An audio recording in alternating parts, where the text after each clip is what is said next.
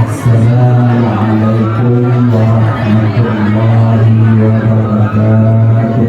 Waalaikumsalam warahmatullahi wabarakatuh. Nahmaduka ya dzal jalali wal ikram wa nusalli wa nusallim ala sayyidina Muhammadin khairil anam wa ala alihi wa ashabihi wa atba'ihi ila yaumil qiyamah. Faqala ta'ala fil Qur'anil Karim, Bismillahirrahmanirrahim, wal 'asri innal insana lafi khusr illa alladziina aamanu wa 'amilus shalihati wa tawassaw bil haqqi wa tawassaw bis sabr. Wa qala an-nabi sallallahu alaihi wasallam, qul ma'allah wa la taqul qul ma'a man kana ma'allah. Shadaqallahul azim wa shadaqa rasuluhun nabiyyul habibul karim. Allahumma ij'alna minat tawwabin waj'alna minal mutatahhirin waj'alna minal mukhlisin waj'alna min ibadikas shalihin. Amin ya rabbal alamin. Allahumma ij'alna minat tawwabin. Ya Allah, ya Tuhan kami, jadikan oleh-Mu akan kami orang-orang yang bertaubat apabila dahulu kami orang-orang yang melakukan dosa. Waj'alna minal mutatahhirin. Ya Allah, jadikan oleh-Mu akan kami orang-orang yang suci apabila dahulunya kami adalah orang-orang yang kotor. Waj'alna minal mukhlisin. Jadikan oleh-Mu ya Allah akan kami orang-orang yang ikhlas apabila dahulunya kami orang-orang yang ria. Waj'alna min ibadikas shalihin. Jadikan oleh-Mu ya Allah akan kami orang-orang yang salih apabila dulunya kami orang-orang yang salah. Amin amin amin ya Nabi wasallim. Bapak Ibu yang dimuliakan Allah Subhanahu wa taala, moderator bilang nggak boleh pakai bahasa Aceh. Padahal Indonesia raya bahasa Aceh ini. Indonesia raya. Kenapa nggak dibilang Indonesia besar? Yang cipta ya. Mereka saja mengambil bahasa Aceh. Kenapa kita? Mereka saja mengambil bahasa Aceh. Raya itu kalau kita cuma pakai bahasa Melayu besar. Iya atau tidak? Carilah bersama-sama Indonesia Raya. Mudah-mudahan Bapak Ibu yang dimuliakan Allah Subhanahu wa taala, kita semua selalu berada dalam ampunan dan perlindungan Allah Subhanahu wa taala. Jamaah yang terhormat, kalau diam saya singkat saja, kalau ribut mungkin panjang. Jadi nanti kalau ceramahnya panjang mungkin Bapak Ibu dari ribut. Begitulah kira-kira. Tak perlu panjang kalau tak ada manfaat. Lebih baik sedikit tetapi ada manfaat. Sama seperti umur kita panjang. Untuk apa panjang kalau hidup dalam maksiat? Lebih baik hidup umur pendek tetapi hidup di dalam taat terhadap Allah Subhanahu wa taala. Maka kalau ada orang yang mendoakan kita semoga kita cepat meninggal, jangan marah-marah. Kalau didoakan akan kita semoga kita cepat meninggal, jangan marah-marah. Maknai saja kalaulah hidup dalam bergelimang maksiat, lebih baik kita cepat meninggal. Bahkan kalau kita hendak mengatakan lain, pokoknya apa kita ngomong kalau orang lain ngomong?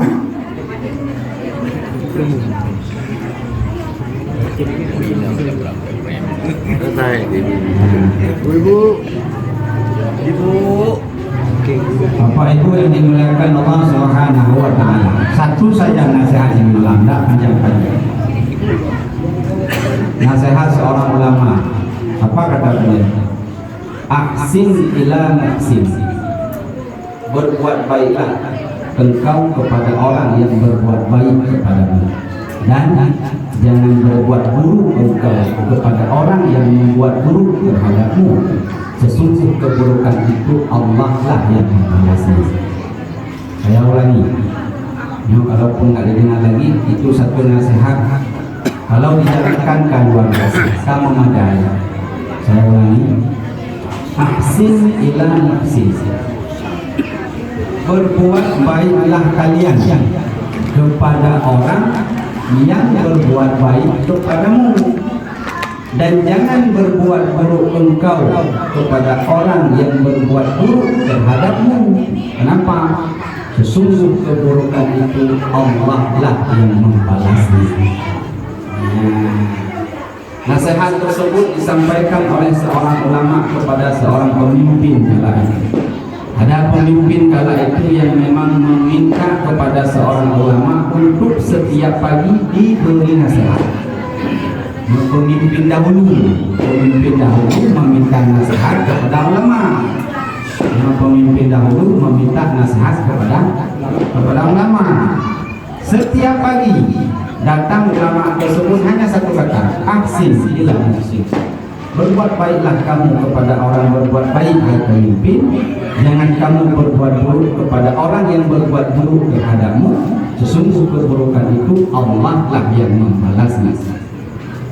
Setiap pagi itu nasihat yang diberikan oleh ulama kepada umat. Pagi berganti hari, jam berganti jam, tahun berganti tahun. Akhirnya ada seorang yang tidak senang ketika ulama dengan umarak itu bersatu. Ada orang yang tidak senang, itu jelas. Dari dahulu sudah ada kejadian ketika bersatunya ulama dan umarak itu ada orang yang tidak menyenangi, sehingga diminta dicari cara untuk difitnah akan ulama tersebut sehingga dibenci oleh umarak tersebut. Caranya mudah sekali, karena setiap ulama tadi datang ke istana, umarak tadi menyediakan makanan sepiring hidangan kepada ulama tersebut setiap pagi. Datang satu orang, saya nggak sebutkan nama orang tersebut, menjaga kode etik mengupah, tak boleh sebut nama. Datang seseorang yang benci kepada ulama karena sudah akrab dengan umarak, datang kepada wahai pemimpin, wahai sultan, apa engkau tahu bahwa ulama itu di depanmu dia baik, di belakangmu dia jahat? Itu kata orang yang ingin memfitnah. Wahai sultan, wahai pemimpin, apakah engkau tahu bahwa ulama tersebut setiap pagi itu memujimu, mengatakan engkau begini-begini, tapi di belakangmu dia itu menghina? Sultan tadi bertanya kepada orang yang mengatakan tersebut, apa buktinya? Buktinya, lihatlah esok pagi ketika ulama tersebut datang menghampirimu ingin memberi nasihat, pasti dia menutup muka, menutup hidung. Apa hal yang diberitakan tentang aku di belakang aku, kata sultan? Dia mengatakan kalau engkau itu baunya tidak enak, baunya busuk. Sepele saja, hanya difitnah bahwa engkau dikatakan di belakang engkau baunya busuk. Keesokan paginya dihidanglah sepiring makanan, yang di piring makanan tersebut makanan itu membau busuk. Dimakan oleh ulama tersebut. Ketika dimakan, karena baunya busuk, ulama tersebut tak mau itu bau sampai kepada raja. Ditutuplah mukanya supaya jangan sampai itu bau sampai kepada umarak tersebut. Karena umarak pemimpin tersebut sudah difitnah, berarti benar ini ulama di depanku dia baik, di belakangku dia tidak baik. Akhir daripada cerita,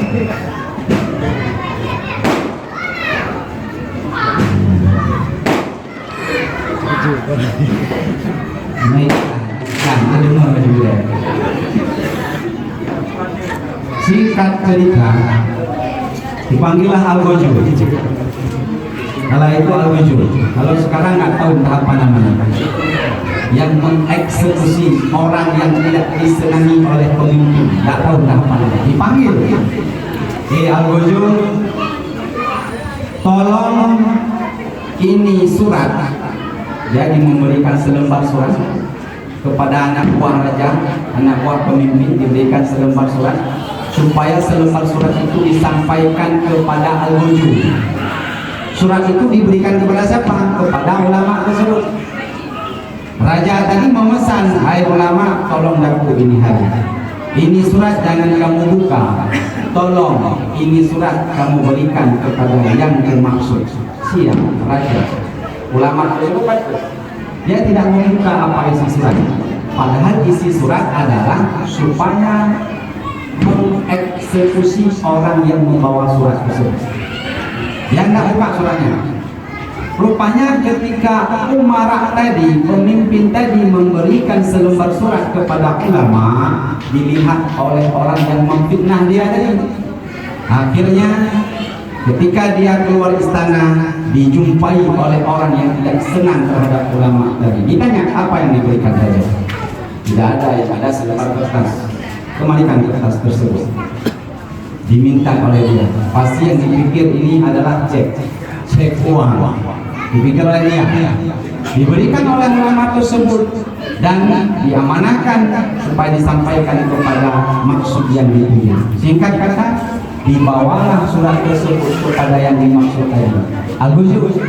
Begitu dibuka, isi surat adalah, wahai Al-Ghujur, tolong eksekusi orang yang membawa ini surat.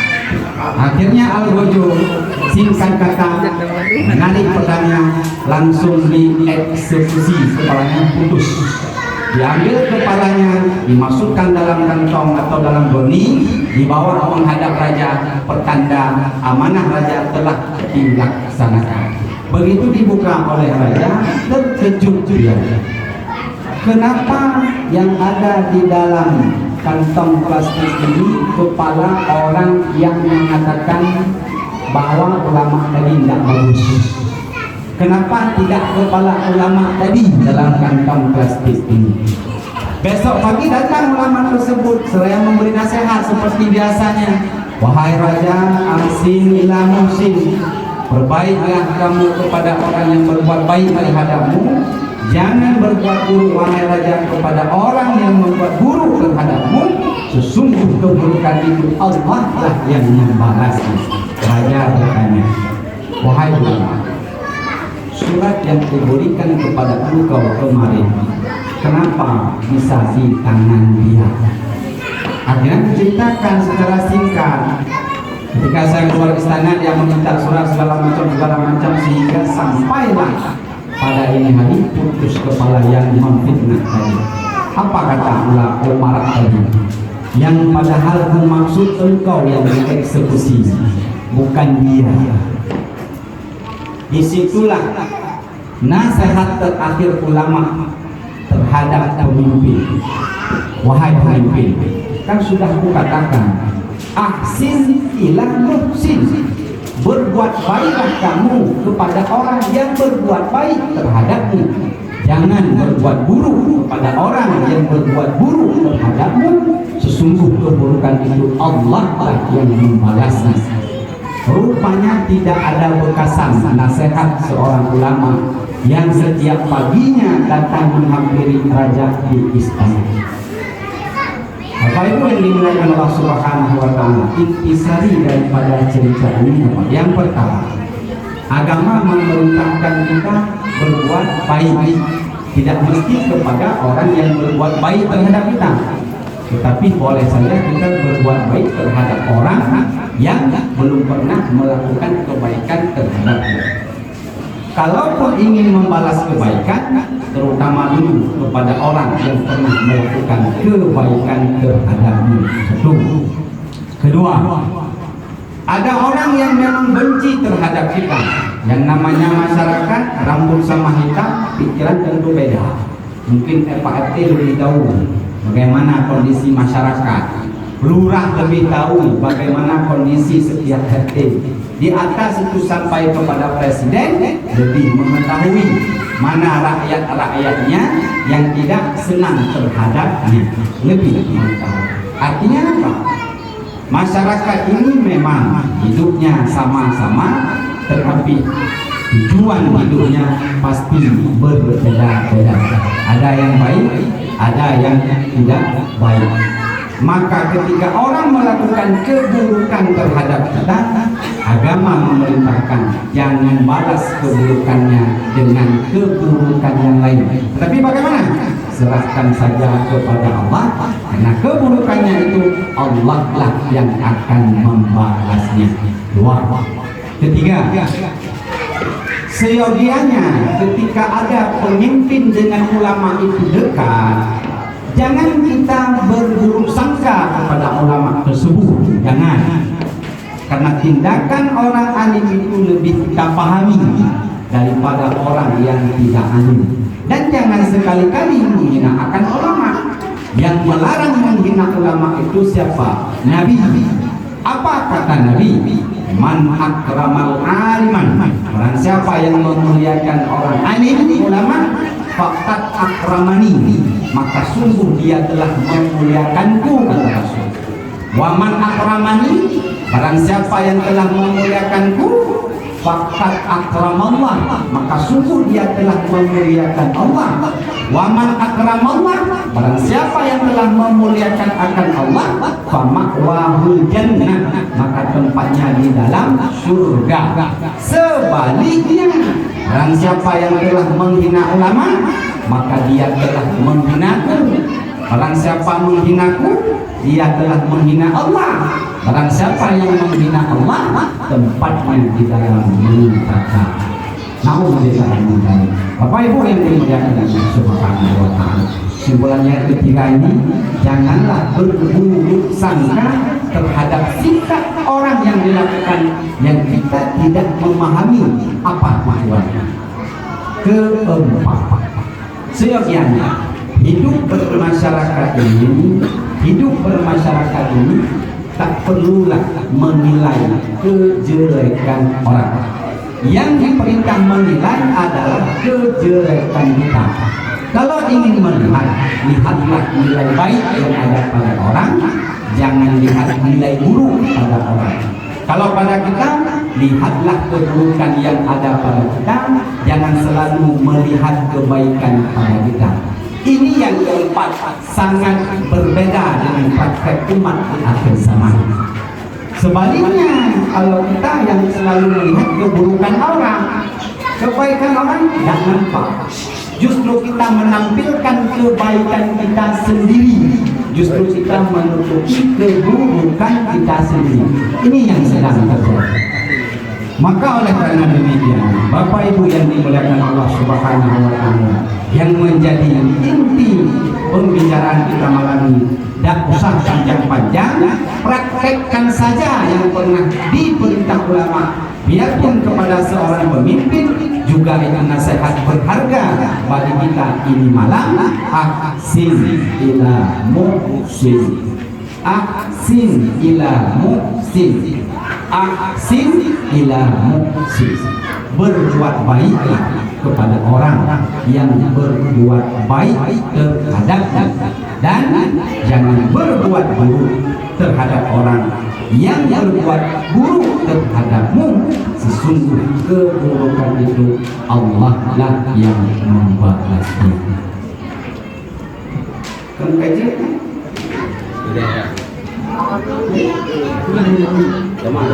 Hai pengkaji kan, kalau saya terima seterjemah kan sudah bisa seperti itu. Kan kaji bahasa Aceh. Ya, kabar deh kan? Alhamdulillah. Cuman terakhir, tadi awal, pasti ini tengah semuanya. Jangan kosong tengah.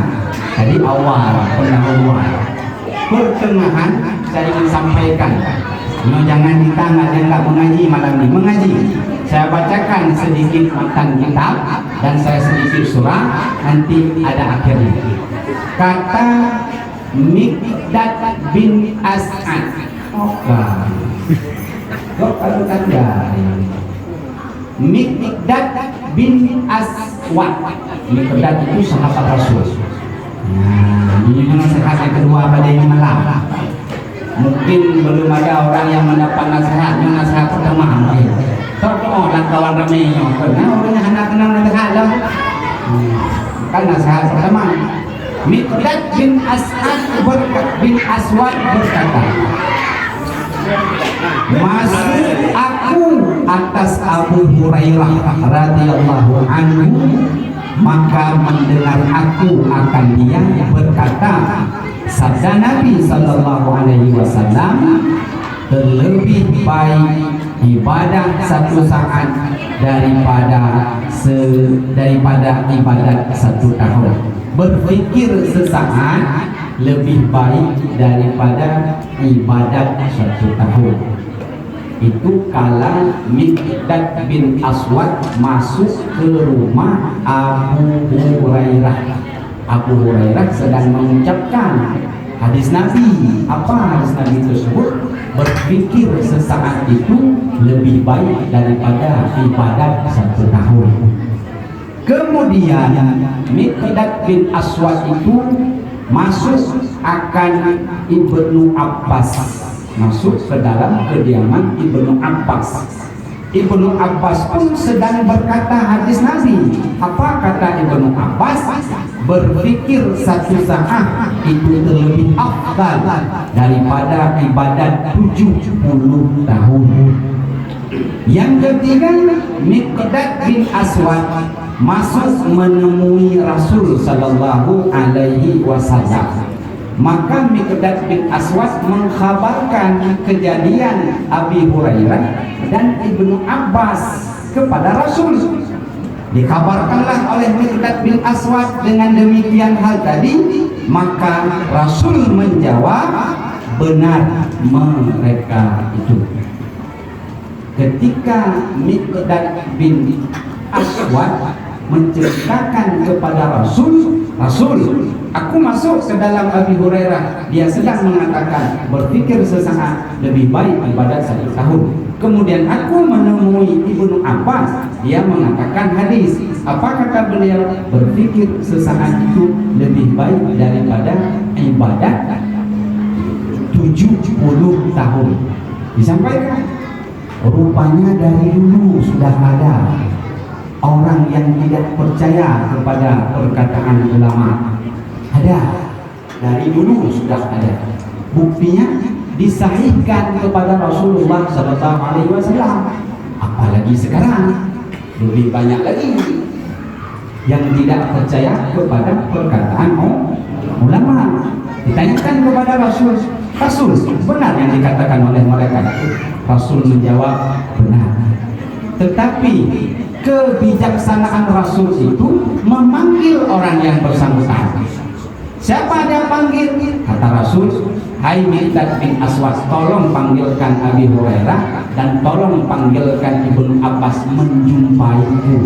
Ini akhlak Rasulullah. Ketika mendengarkan satu kabar, sekalipun dia membenarkan, tetapi dia ingin langsung mengkonfirmasi kepada orang yang mengatakan.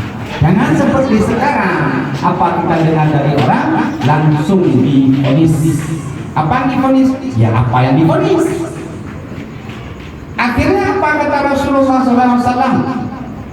Menyerulah oleh Rasulullah kepada Miqdad dan sampailah kedua orang tersebut menghadap Rasulullah SAW. Sehingga bertanya Nabi.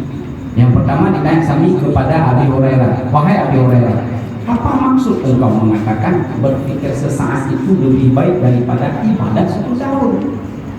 Apa jawab daripada Abi Hurairah? Wahai Rasul, fikir itu yang dimaksudkan sesaat lebih baik daripada ibadat 1 tahun adalah berfikirku pada kejadian 7 petala langit dan 7 petala bumi. Itu jawab Abu Hurairah. Karena kalau fikir kan banyak apa yang pikir, sehingga dikoreksi langsung oleh Rasulullah kepada Abi Hurairah, pikir tentang apa yang kau maksudkan wahai Abi Hurairah? Dijawab Abi Hurairah, ya Rasul, maksudku mengatakan fikir sesaat lebih baik daripada ibadat satu saat adalah pikirku tentang Allah menjadikan 7 pedala langit tanpa hian, 7 pedala bumi tanpa gantungan. Di situ keluar begitu besar kekuasaan Allah Subhanahu wa Ta'ala. Itu yang pertama. Singkat cerita, benar pikirmu wahai Miqdad bin As'ad, wahai Abi Hurairah. Yang kedua, ditanyakan kepada Ibnu Abbas, wahai Ibnu Abbas, apa maksud engkau mengatakan fikir sesaat lebih baik daripada ibadat 70 tahun? Jawab daripada Ibnu Abbas bahwa Rasul, pikirku sesaat yang lebih baik daripada ibadat 70 tahun adalah fikirku tentang kematian.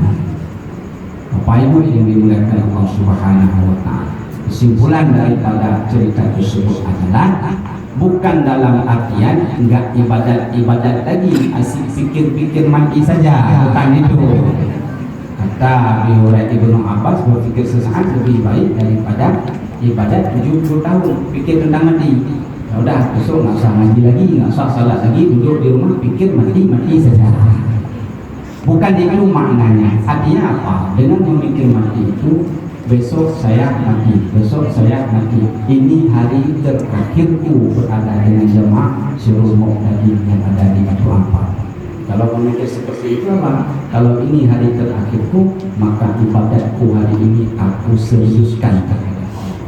Siapa yang mengatakan demikian? Rasul. Apa kata Rasul?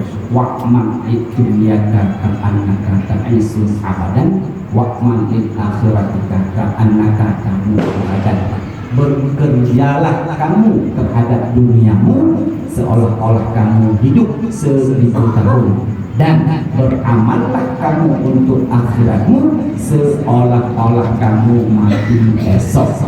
Maknanya adalah, ada orang yang salah memberi makna. Ada orang mengatakan seperti ini para orientalis. Orientalis memakai hadis Rasulullah juga, tetapi istilah sekarang dipelintir maknanya. Bahaya. Banyak sekarang terjadi kasus yang dipelintir. Maksud si A yang mengatakan begini dipelintir menjadi begini, akhirnya tangkap. Hati-hati. Sehingga makna daripada hadis tersebut adalah bekerjalah kamu untuk duniamu seolah-olah kamu mati 1000 tahun. Maknanya apa? Kalau perihal dunia ini hari gagal, masih ada hari esok. Esok gagal, masih ada hari lusa. Lusa gagal, masih ada hari lusa besar. Nanti tapi lusa ya, kok bakal cek. Hai lusa ya, awal aja, lusa besar. Jadi kalau perihal dunia kata Nabi, ini hari kamu gagal, masih ada hari esok. Itu makna yang benar. Tapi kalau ada yang mengatakan itu hadis Nabi, bekerjalah kamu untuk duniamu seolah-olah kamu mati 1000 tahun. Oh, kalau untuk dunia kita harus habis-habisan. Kenapa? Kata Nabi 1000 tahun. Jadi persiapan untuk dunia kita harus yang banyak, harus banyak-banyak mungkin. Kalau itu makna hadis Nabi, itu salah. Yang benar makna adalah wa'man lid dunya ka'annaka tamutu abadan, ta'isun abadan. Hiduplah, bekerjalah, beramallah, berusahalah kamu untuk duniamu seolah-olah kamu mati 1000 tahun. Apabila gagal, masih ada hari esok lagi. Jangan berputus asa. Yang kedua, wa'mat lil akhiratika, beramallah kamu untuk akhiratmu. Mana beramal? Mengaji itu amal. Mengaji seperti ini, majelis taklim. Seperti Ibu Marzuki, Musakir bilang tadi, Ketua Selumut tadi, mengajikan otak ibadahnya, memperbaiki tentang salat, tentang bersuci, tentang bacaan Al-Quran. Jangan baca Yasin, jangan baca Yasin. Sinnya dipendekkan, ianya dipanjangkan. Jangan baca lagi itu kahaya asanya, jangan baca seperti itu. Kaf ha ya ain sad. Banyak. Nun, kan ada nunnya kan, satu ayat daripada yang lain. Dia baca apa? Nah dibaca. Itu baca jangan baca harokat, tapi baca huruf. Nah, memperbaiki ilmu, mempelajari Al-Quran, mempelajari ilmu tentang ketauhidan, mempelajari ilmu tentang tasawuf, mempelajari ilmu tentang fikih yang disebut dengan tastabi, tasawuf, tauhid, fikih. Itu bahagian daripada otaknya ibadah. Siapa yang mengatakan? Imam Nawawi. Apa kata Imam Nawawi? Man istighala bil ilmi min afdalit ta'at. Barang siapa yang mempergunakan segenap waktunya untuk berbimbang dengan ilmu agama, min afdalit ta'at, itu sebahagian daripada taatnya manusia terhadap Allah Subhanahu wa ta'ala. Itu akhirat. Maka kalau untuk akhirat kata Nabi, wa'ma lil akhiratika ka'annaka tamutu hadan, seolah-olah kamu mati esok. Kalau para orientalis memanakan itu apa? Untuk akhirat tak perlu banyak-banyak persiapan. Kenapa? Besok masih. Tak perlu banyak-banyak mengaji. Kenapa? Yang mengajinya belum tentu masuk surga. Tak perlu banyak-banyak mengkaji ilmu tauhid, ilmu fikih, ilmu tasawuf, baca Quran. Tak perlu banyak. Kenapa? Mereka aja belum tentu bebas azab kubur. Apakah benar? Benar. Kalau orang sudah mengaji saja taat kepada Allah, belum tentu dia itu bebas azab kubur dan masuk surga. Adapun orang yang tidak pernah dekat dengan majelis ilmu, tidak membaca Al-Quran dan beramal, lebih pasti dia tidak masuk surga. Nyo nampak kayak itu? Itu perlu. Memang kita belum mampu meyakini dengan amal yang kita kerja ini akan menjadi penghuni surga. Tidak ada yang berani menyamin. Apakah dengan amalan kita berkumpul ini malam baca la ilaha illallah sama dia segala macam itu memang jamin Allah Ta'ala untuk bebas azab kubur? Belum ada jaminan. Karena belum ada jaminan, orang yang sudah seperti ini belum ada jaminan. Mereka yang tidak seperti ini lebih tidak dijamin. Ya kampalan. Gimana tempat, gimana terjemahan tempat? Ada pahamnya? Nah, kira-kira mengerti ya? Maka oleh karena demikian, dalam konteks hadis Nabi, kalau dikatakan itu akhirat gak usah banyak-banyak, besok mati. Siapa yang mengatakan Nabi? Salah makna. Mengambil terjemah itu bahaya. Mengambil terjemah itu bahaya. Karena ada dua, setiap tulisan Arab itu dua cara mengambil. Pertama secara logat dan secara terjemah, kedua secara istilah syar'iyyah. Contoh saja, contoh kita pulang lah. Salat. As-salatu itu bahasa apa? Bahasa Arab. Salatu makna pada logat, pada bahasa ad-du'a'u bi khairin. Doa dengan kebajikan. Jadi kalau ada satu saat ada orang sudah salat, sudah mana? Rabbil firli wali walidayya warhamhuma kama rabbayani shaghira. Sudah kamu salat, sudah. Kenapa? Doa dengan kebajikan. Yang sesat menyesatkan. Tapi itu ya makna salat pada logat. Yang mesti kita mengambil makna tulisan Arab adalah pada makna istilah syariat. Kalau bahasa pesantrennya bukan makna logat tapi makna murad, tafsirnya. Bagaimana pengertian salat?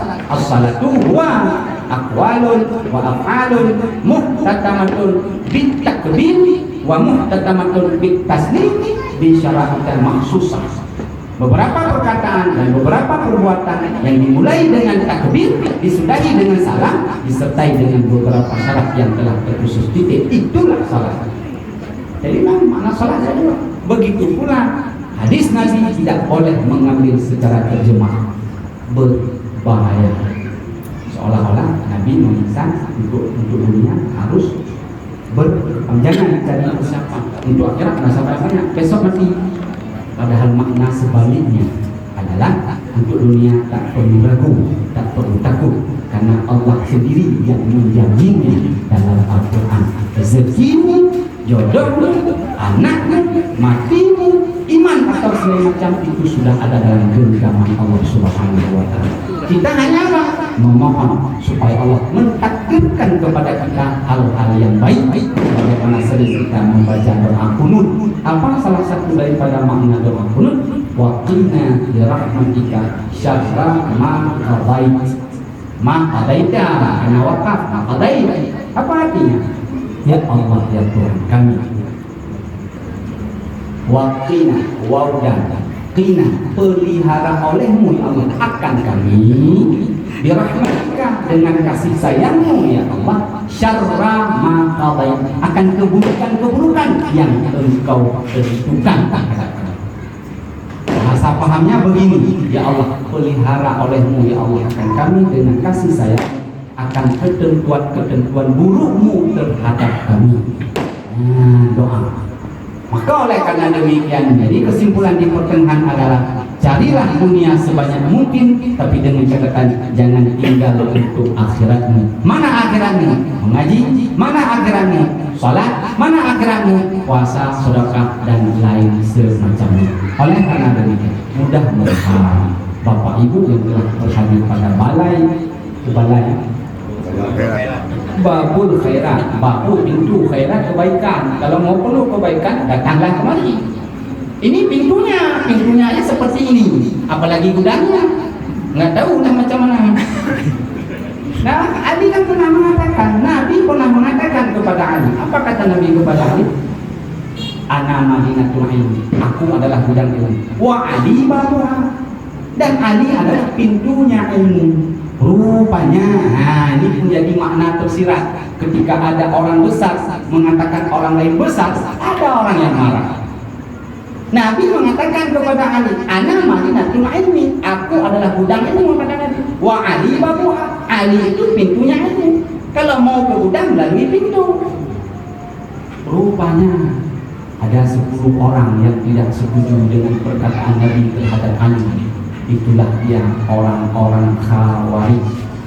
Istilah dulu orang Khawarij. Kalau sekarang banyak. Jangan kita keluar daripada jalur. Itu Khawarij fil lughat. Bak logatnya Khawarijnya. Kan keluar daripada jalur sebelumnya. Hanya seperti itu. Maka singkat kata dalam kitab ini pun diceritakan, datang 10 orang tersebut, duduk rapat mereka. Duduk. Kata Nabi, Ali pintu ilmu, hebat kali dia. Gini saja ada saran. Ya kalau membicarakan satu yang buruk itu ajar saja itu. Tapi menyumpah rapat mulut, seperti itu ya. Kalau rapat dalam hal keburukan ada saja itu yang buruk. Tetapi kalau hal kebaikan yang pegang boleh, kata keing. Aku nggak bisa hadir karena pas sakit pinggang. Pada cara apa di balai baru khairat? Ya tambahnya. Yang belum beres tambahnya, minggu itu masih ada akhirat juga artinya apa? Rembuklah tentang hal keburukan. Gini saja kita tes Sayyidina Ali. Kalau memang benar kata Rasulullah dia pintu ilmu, satu pertanyaan harus mampu dia beri beberapa jawaban, tidak boleh sama. Pertanyaan sama, tapi jawaban harus beda. Kalau dia mampu memberi jawaban yang berbeda di atas satu pertanyaan, barulah kami mengakui bahwa Ali pintunya. Datang satu persatu, tahu apa yang ditanya? Ali, bahasa kasarnya seperti itu. Wahai Ali, siapa lebih antara ilmu dengan harta? Ya, mana yang lebih baik antara ilmu dengan harta? Dijawab Sayyidina Ali, gampang saja. Oh, lebih afdal ilmu ketimbang harta. Apa alasannya? Alasannya, kalau memang ilmu itu kan, kalau kita beri nggak habis-habis. Harta, kalau kita beri habis. Lewat. Datang orang kedua, singkat saja. Ali, siapa lebih antara ilmu dengan harta? Lebih ilmu ketimbang harta. Apa jawabannya? Nggak bersama. Sepertilah kira-kira. Oh, mudah saja. Kalau ilmu kita simpan tidak busuk. Harta kalau kita simpan busuknya. Bere lewat. Ditanya lagi kali yang ketiga, datang orang ketiga. Wahai Ali, siapa lebih antara ilmu dengan harta? Ali menjawab, lebih ilmu ketimbang harta. Apa alasanmu? Oh, kalau orang yang memiliki harta sering dipanggil kikir. Kalau orang yang memiliki ilmu sering dipanggil alim. Alasan berbeda. Lewat. Datang lagi orang yang keempat. Kok jeda sampai 3 ni? Panjang ni sampai 10. Yang ke-10 teruslah. Yang ke-10 terus. Karena sama seperti orang hafal Quran. Putus kelebih. Seperti itulah kira-kira. Sampai yang terakhir ditanyakan sama orang Khawarij sama Ali, wahai Ali, siapa yang lebih antara ilmu dengan harta? Jawab sama Ali, lebih ilmu ketimbang harta. Apa alasanmu Ali yang ke-10? Dijawab sama Sayyidina Ali, kalau ilmu itu diberikan sama orang nggak kurang-kurang, kalau harta diberikan sama orang bertambah kurang. Benar kata Nabi, engkau wa Ali baruha. Nah, lepas Sayyidina Ali kalau bahasa kita embong maju. Embong gimana terjemah? Bukan. Sombong sedikit lah sama pihak Khawarij. Boleh sombong sama orang sombong? Boleh. Timbang kaidah sombong di atas sombong itu sedekah. Al-mutakabbiru lil mutakabbiri sadaqatun. Sombong di atas orang sombong itu sedekah. Ya, yang kaidahnya.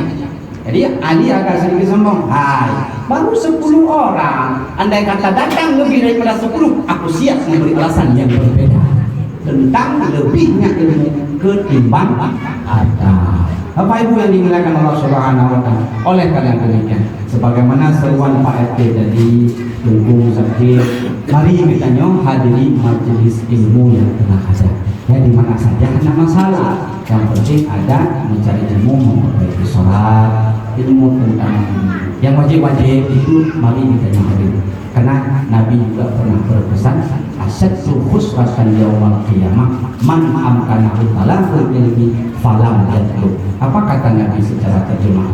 Serugi-rugi orang di yaumil akhirat nanti bukan orang lain, tetapi adalah orang yang semasa hidupnya dia mungkin menuntut ilmu, makna mungkin ada waktu, ada kendaraan kalau enggak, tapi falam yatlu, dia tidak mau menuntut. Itulah serugi-rugi orang di hari akhirat. Akhir daripada itu, pesan daripada Imam Al-Ghazali rahimahullah ta'ala, apa kata beliau? An-nasu kulluhum mautun. Manusia pada dasarnya semuanya adalah mati, illa alimun, kecuali yang berilmu hidup. Jadi menurut Imam Ghazali, nyo mati, mayat mayat semua, kecuali tidak mayat, kata Imam Ghazali, illa alimun, orang yang berilmu. Wal alimuna niyamun, orang yang berilmu itu semuanya tertidur. Illa amilu, kecuali dia beramal dengan ilmunya.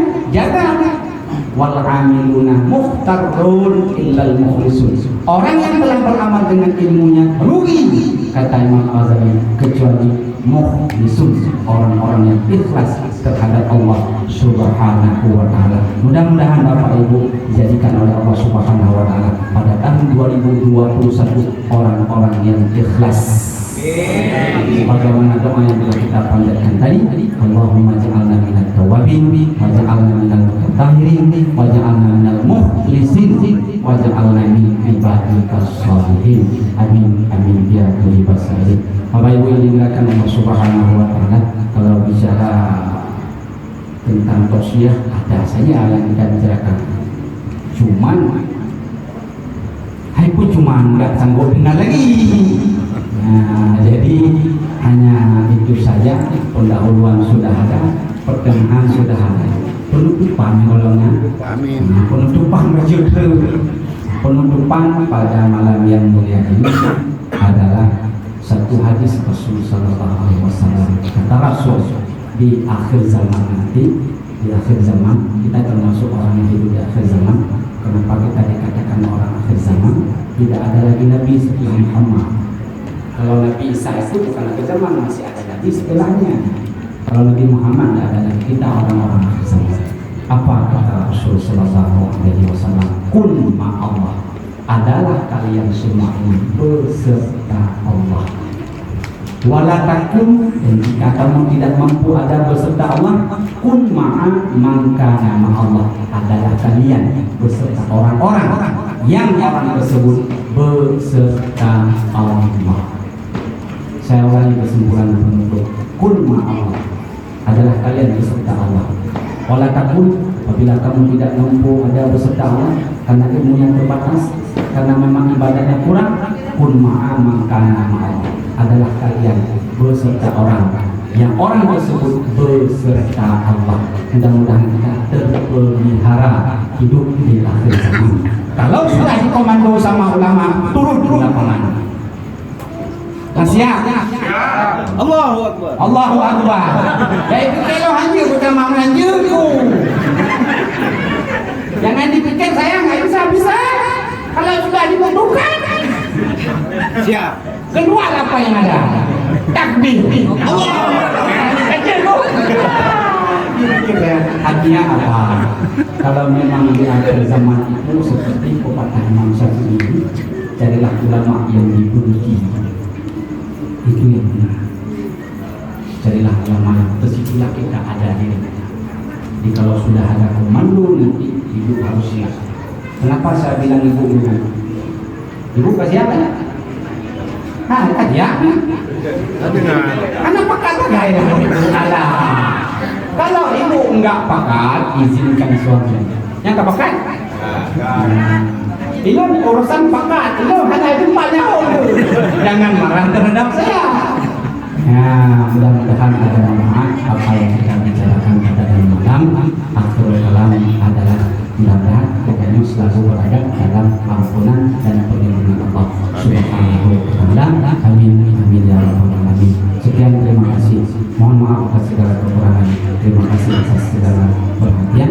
Akhirul kalam doa dan akhirul kalam wa billahi taufiq wal hidayah. Hanya Allah yang mampu memberi taufik dan hidayah. Saya hanya menyampaikan. Assalamualaikum warahmatullahi wabarakatuh.